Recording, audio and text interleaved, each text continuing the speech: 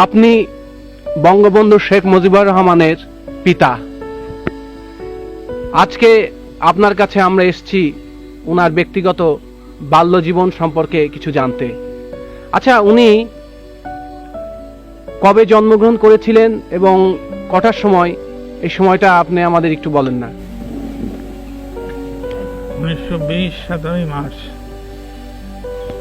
রাত কয়টা? রাত 8টা। কি বার ছিল ওটা? মঙ্গলবার রাত্রে। বঙ্গবন্ধুর মাতা উনি বললেন তিনি রাত্রি 8টায় মঙ্গলবারে এই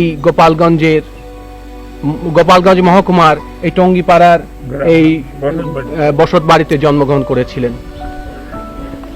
আচ্ছা, আপনার তো মনে আছে যে বঙ্গবন্ধু যখন খুব ছোট শিশু অবস্থায় তখন তিনি কেমন করতেন বা চঞ্চল প্রকৃতির ছিলেন কিনা? আমি বলি, সৎ সাহসী ছিলেন। উদ্দেশ্য তার সব সময় এক উদ্দেশ্যে সে কি করত, তার যা উদ্দেশ্য সেই সফল করত, এবং সৎ সাহসী, সৎ চরিত্র এবং দয়াবান। সৎ সাহসী, সৎ চরিত্র এবং দয়ালু ছিলেন।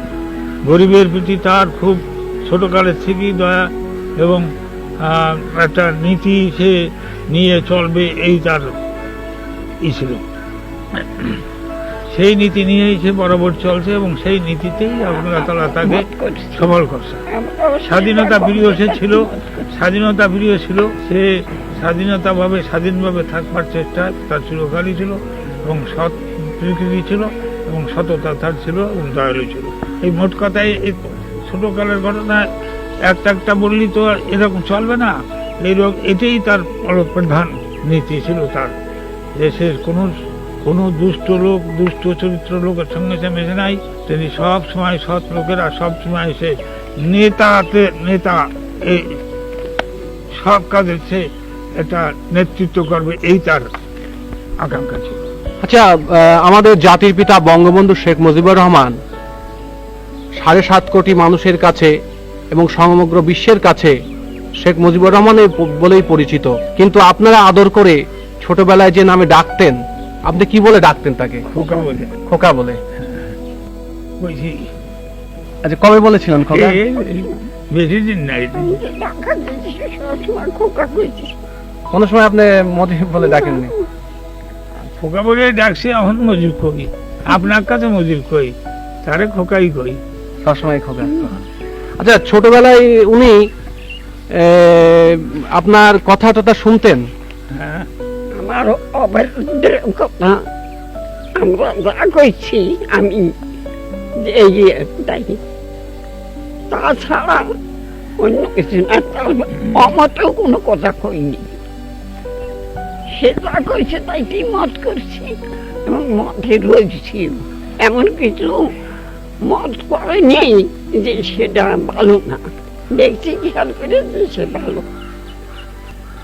আমার বংশে 3 পুরুষের মধ্যে ওই ছেলে আসবে না। 3 পুরুষের মধ্যে এরকম ভালো, এরকম নির্ভীক ছেলে আসেননি। সৎ সাহসী, স্বাধীনতা প্রিয়। আচ্ছা, উনি শুনেছিলাম ছোট নেতা, প্রত্যেক কাজের নেতৃত্ব নেছে। যেখানে যাও, স্কুলে ছাত্রের মধ্যে নেতৃত্ব নেছে। মাস্টার পর্যন্ত লেখাপড়া না শিখে একজন আছে হেডমাস্টার, মিশন স্কুলে পড়তো। মিশন স্কুলে একটা হেডমাস্টার আসো, সে পড়াতে পারতো না, ভালো লেখাপড়া জানতো না, কিন্তু সে হেডমাস্টার আগে আসতো। তখন তার বদলাতে হবে। প্রত্যেক মিশনের মেম্বারদের কাছে বলে শোনে না, তখন হোল স্কুল সে স্ট্রাইক করায়। হোল স্কুল মানে সমস্ত স্কুল স্ট্রাইক করে দিল। স্ট্রাইক করে দিয়ে ছাত্ররা, সব ছাত্রের নেতৃত্ব নিল, স্ট্রাইক করে তারে সেখান দিয়ে সরাইয়া অন্য মাস্টার। তাহলে ছোটবেলা থেকেই স্কুল অবস্থা থেকেই তার যে ওই নেতৃত্ব সুলভ একটা ছিল এই আপনার মনোভাব, হ্যাঁ, সেটা আপনারা লক্ষ্য করেছেন। বঙ্গবন্ধু শেখ মুজিবুর রহমান মানে আপনাদের খোকা, উনি তো লেখাপড়ায় যতদূর আমরা জানি উনি বেশ বাইরের বই পড়তেন এবং লেখাপড়ায় খুব মনোযোগী ছিলেন।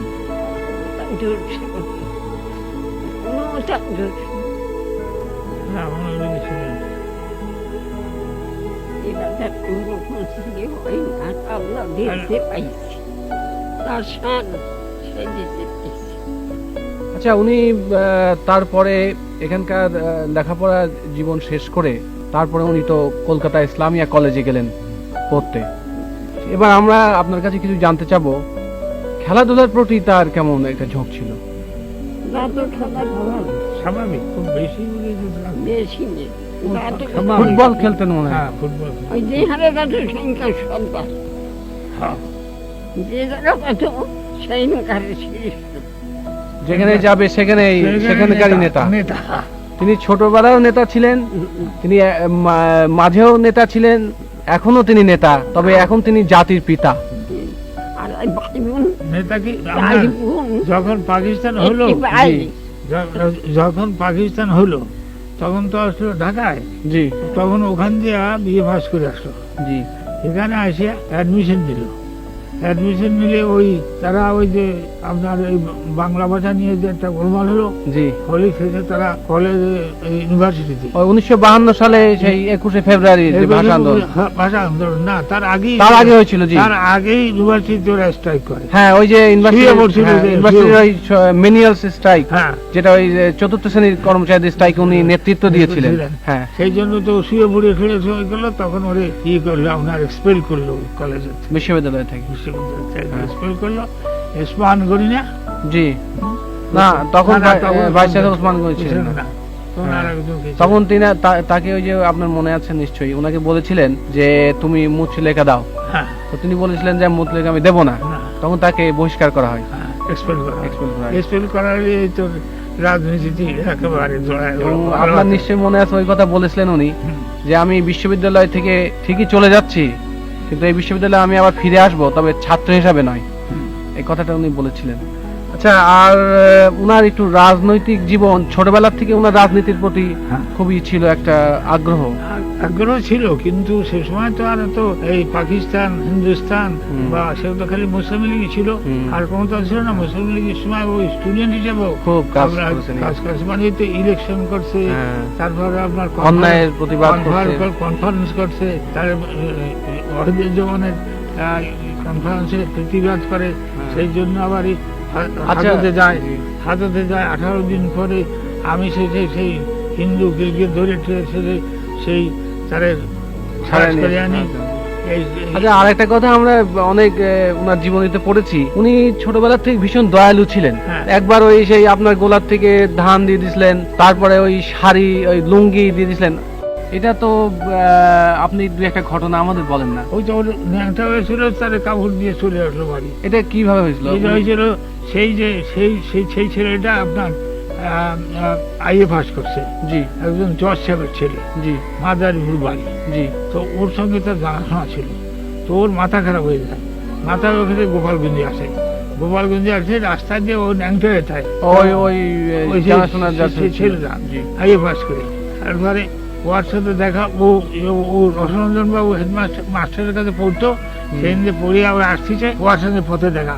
ও করছে, ভাই তোর কাবুরান আমার দে, আমার কান কাবুর দে।